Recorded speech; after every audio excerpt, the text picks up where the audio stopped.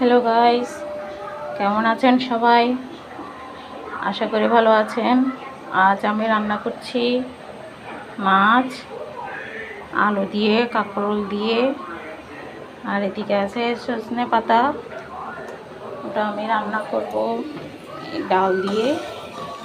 ডালটা বসিয়ে দিয়েছি, আর এদিকে আমি ভাতটাও বসিয়ে দিয়েছি। আমার ভাত হয়ে আসছে, ডালটাও প্রায় সিদ্ধ হয়ে গেছে। আমার ডালটা হয়ে গেছে, ওটা কমপ্লিট সিদ্ধ হয়ে গেছে। এখন আমি শাকটা দিয়ে দিব, সজনে পাতা। এটা ভাজির থেকে ডাল দিয়ে খেতে অনেক স্বাদ। কার কীরকম লাগে জানাবেন, কে কীভাবে খেতে পছন্দ করে। আমার তো ডাল দিয়ে খেতে অনেক ভালো লাগে। আমি এখন শাকে দিয়ে দিচ্ছি কাঁচামরিচ, এগুলো আর একটু হলে তেলে দিয়ে দিব। তো এদিকে আমি মাছটা ভেজে নেওয়ার জন্য নুন হলুদ দিয়ে মেখে নিয়েছি। এদিকে আমি তেলটা গরমে দিয়ে দিয়েছি, আর এদিকে আমার শাকটাও প্রায় হয়ে আসছে।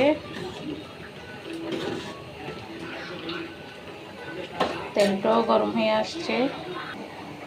তো আমার তেলটা গরম হয়ে গেছে, এখন আমি মাছগুলো দিয়ে দিব।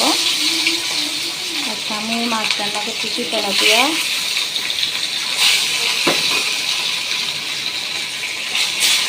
মাছগুলো আমি লাল লাল করে ভেজে নেব। আমার মাছ ভাজিটা হয়ে গেছে, এখন আমি এটা তুলে নেব।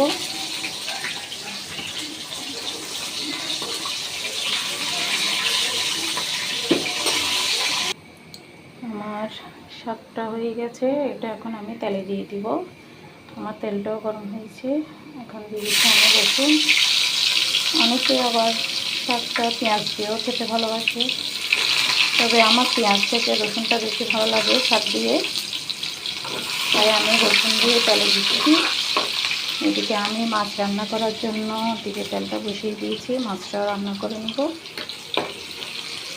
আমার রসুনটা হয়ে যাচ্ছে, আমার রসুনটা হয়ে গেছে। এখন আমি এটা ডালের মধ্যে দিয়ে দেব। আমার শাকটা তেলে দেওয়া হয়ে গেছে, এখন আমি মাছটা রান্না করব। মাছের জন্য দিয়ে দিলাম পেঁয়াজ, আর এদিকে আমি আলু আর কাঁকরোলটা দিয়ে দেব, দিয়ে একসাথে ভেজে নেব লাল লাল করে। তো আমার ভাজা হয়ে গেছে, এখন আমি মশলাটা দিয়ে দেব, দিয়ে এটা ভালো করে কষিয়ে নেব। আর এদিকে একটা মাছ ভেজে নিচ্ছি, এটা হচ্ছে আমার মেয়ের জন্য। ও মানে রান্না করা মাছ টোটালি খায় না, মুখে দেয় না, সেই জন্য এই মাছটা ওর জন্য ভাজি করছি। ভাজি হলেও খেয়ে নেবে। আর এদিকে মাছটা কষিয়ে নিচ্ছি।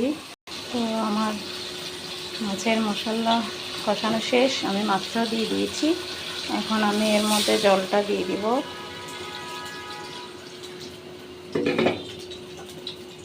আজকের মতো আমার রান্না এখানে কমপ্লিট। কেমন হয়েছে সবাই জানাবেন।